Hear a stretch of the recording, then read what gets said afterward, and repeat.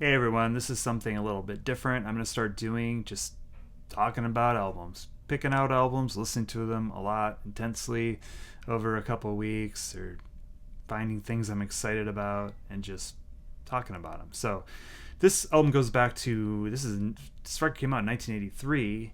That came out 3 years, almost to the date after REM played their very first gig in an abandoned church. I guess you had to climb through a closet, and the apartments are built around this old chapel to even get into it. But that was April 5th, 1980. April 13th, 1983, after playing just a ton of shows around Athens, Atlanta, kind of the southeast, they finally put out their first full-length record. They had had an EP before called Chronic Town and a single, Radio for Europe, a different mix than is on this record, that quite frankly got a lot of attention. So the ground was kind of set for Murmur, but nobody, I think, could have predicted that by the end of the year it would be mentioned as the best album of the year, along with Michael Jackson's Thriller, topping the Village Voices. I think it was second for Records of the Year or something like that. It just got a ton of press and a ton of attention. And really, if the B-52s hadn't already done it in Pylon to some extent, it really put Athens, Georgia on the map, and a city to really be watched. So how did we get here? How did this album come about? You know, a lot of people, it's like, oh, it's their first album. These must have been the songs that they just, initially came up with. That's not really true. I mean, yeah, they had the EP before, that's 5 songs. They had the single, which is repeated on here, Radio for Europe. But they had a set that they played a lot. They just kept writing songs in 1980. I have this bootleg from 1981. If you look at the song titles, I mean, some of these showed up later on, and like compilations and stuff, like Permanent Vacation. I think Mystery to Me might have. Other songs that aren't on here, because these aren't even all of them that they were playing, like All the Right Friends and Just a Touch, Hyena. Both of those showed up on like Search Pageant. And there are a couple others, I think, that got reworked for soundtracks and stuff later on. And you could tell there's a difference there. They just weren't as good. They weren't like excellent, exceptional REM songs like you'd find on their first record, Murmur. So how'd I hear Murmur? Believe it or not, it was actually my first REM record. I didn't buy it in 1983. I probably got it in like 86 or 87. They traded a compilation called White Boy Blues, which was Jeff Beck, Jimmy Page, and Eric Clapton. I don't know, various bands. It wasn't the big bands. It wasn't Cream. I think it was like leftover studio stuff, and it didn't do much for me. I think if I had just bought a Cream record, or maybe Yardbirds back then, I might have held on to it. But my friend Mike had a copy of Murmur on cassette because his hip, cool older sister, I'm not sure he thought that way about her, but she was in college and she had a copy of Murmur, and eventually got traded to me for White Boy Blues. So I put this thing on. It makes no sense to me, but I'm completely hypnotized, or just really, like, there's so much mystery to the cover. I was just sort of obsessed with it. I wanted to know it. I wanted to get to know this record. And I played it over and over. And I can't say that the hooks got into me at all at the time. I didn't go seek other REM records right away. I was still trying to make sense of it. Catapult made sense to me, which I liked. Radio for Europe did. I don't think I could have really talked intelligently at all about the other songs, even after listening to it like 10 times in a row back then. And in some cases, that's still true. I mean, there's just so much sort of mystery, and you can't really understand half the lyrics. And it's a very, like, if there's any such thing as a conventional REM, there isn't a conventional REM record, but this is definitely unconventional. They were an art band. They were all about writing songs, which is why, they went through those early songs. They didn't just release those on a record.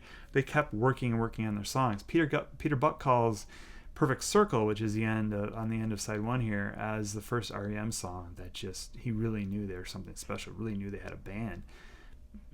I'm guessing that's probably like the 20th song they wrote or something like that. So you have this record that comes out, and I know that they thought they might not get a chance to write or record another record in the studio again, so they really took advantage of it. And there's a lot of sound effects in here. There's a lot of layers. This is not like a live in the studio kind of record, and it's always sort of held this mystery for me, even I don't even want to do the math, decades after its initial release, decades after I heard the record.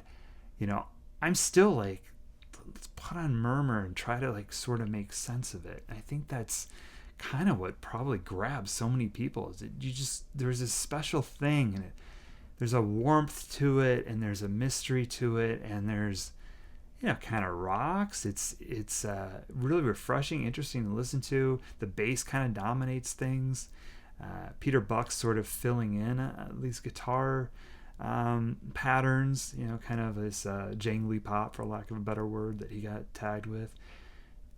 And Stipe, you know, you might think, oh, he wasn't confident enough to sing. I say bullshit to that. I mean, he knows what he's doing.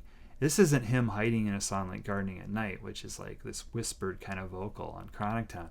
He's out in the mix, and I think he's not out in the mix. He's not out in the mix. He's out in his delivery. Like, he knows what he's doing. There are great lyrical fragments all over Murmur, and they hint at what the songs are about and keep you coming back for more. So yeah, even all these years later, I still, it still has so much mystery for me. But I was putting it on recently and just really getting into it, finding myself somewhat obsessed with it. So I thought I would use this as a first record that, just talking about the record. You know, it's a little weird sometimes to think of them as America's best rock and roll band. I think they are, and I'm not alone. In fact, I think I've told the story, but when I saw them, so the first time I saw them was '87. I came home from school the next day after seeing this life-changing concert. It really changed what I thought about rock and roll music. It could be much smaller. I was fortunate enough to still see them in a small place. But I come home from school and I see on the cover of Rolling Stone, it's the band I saw the night before, R.E.M., and it says America's best rock and roll band.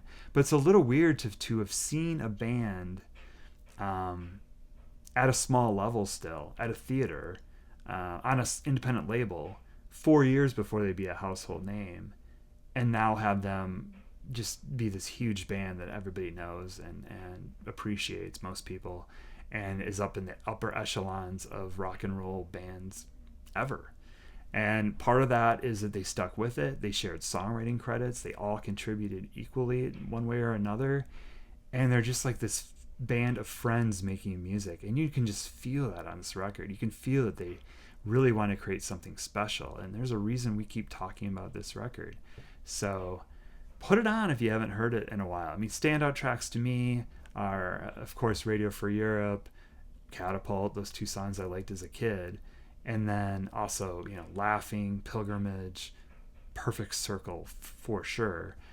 Sitting Still. I mean, basically the whole record. The whole record is great. And testament to its mystery, it's probably the only R.E.M. record I couldn't name. I might not be able to name all the songs off of. I probably could.